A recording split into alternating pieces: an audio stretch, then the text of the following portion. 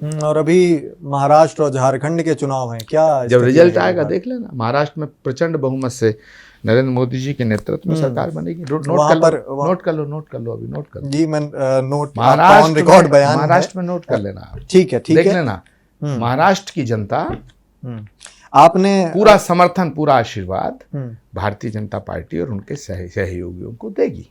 क्यों देगी? क्योंकि वो छत्रपति शिवाजी महाराज की विचारधारा को समर्थन करती है। अच्छा, अभी आपने व्याख्या की बटोगे तो कटोगे और एक रहेंगे तो नेक रहेंगे की व्याख्या की। इसमें बीजेपी समर्थित नेता ही पंकजा मुंडे, मिलिंद देवड़ा, अजीत पवार महाराष्ट्र में इस तरह की बात कहते हैं कि यहाँ नहीं चलेगा भाई, बटोगे तो कटोगे। ये यूपी में चल सकता है, यहाँ नहीं चलेगा। अब महाराष्ट्र के शीर्ष नेता ही अगर इस तरह की बात करेंगे तो भारतीय जनता पार्टी को नुकसान होगा इस तरह के बयान देना। पंकजा मुंडे ने क्या कहा है, दूसरे किसी नेता ने क्या कहा है, उसका अजीत पवार साहब बोले, वो उसका जवाब वो देंगे। मैं इस बात को एक विराट परिप्रेक्ष्य में देखता हूँ, राष्ट्रीय परिप्रेक्ष्य में देखता हूँ। इस बयान योगी जी ने, मोदी जी ने कभी ये नहीं कहा कि हिंदू बटेंगे तो कटेंगे, और ये तो इतिहास साक्षी है। भारत बटा तो कटा, छटा घटा, विभाजन हुआ। हिंदू मुसलमान एक रहेंगे तो सेफ रहेंगे, ऐसा कहा गया नहीं, हिंदू मुसलमान बटेंगे तो कटेंगे, एक रहें, ऐसा कहा गया। अगर ऐसा कहते तो और अच्छा होता।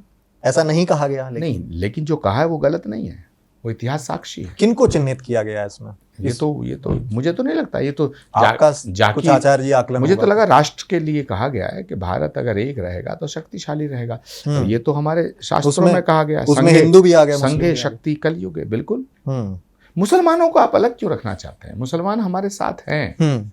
भारत में जो पैदा हुआ है वो भारतीय है, हिंदुस्तान में जो पैदा हुआ हिंदुस्तानी है। लेकिन अगर कोई यहाँ पैदा होने वाला व्यक्ति और पाकिस्तान के गीत गाता है तो उसे हम कैसे कहें कि वो राष्ट्र प्रेमी है?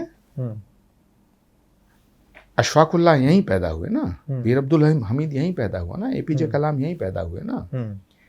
तो मुसलमान से बैर थोड़ा ही हो सकता है। लेकिन अगर कोई हिंदू कहे कि साहब मैं पैदा तो हिंदुस्तान में हूं और गीत अमेरिका के गाता हूं, तो मैं तो उसका विरोध करूंगा। तो जब हम हिंदू का भी विरोध करते हैं जो विदेशी बात करेगा, तो मुसलमानों को भी सोचना पड़ेगा, हमारे मुसलमान भाई को सोचना पड़ेगा, इस्लाम के हवाले से भी सोचना पड़ेगा कि जिस मुल्क में रहते हैं उस मुल्क की मिट्टी से प्यार करना, ये तो इस्लाम सिखाता है। इस्लाम कहता है कि माँ के कदमों में जन्नत है, तो माँ के कदमों में जन्नत है, लेकिन मादरे वतन की जय नहीं बोलेंगे। ये क्या मतलब हुआ भाई? हमें ओवैसी से सीखनी है क्या?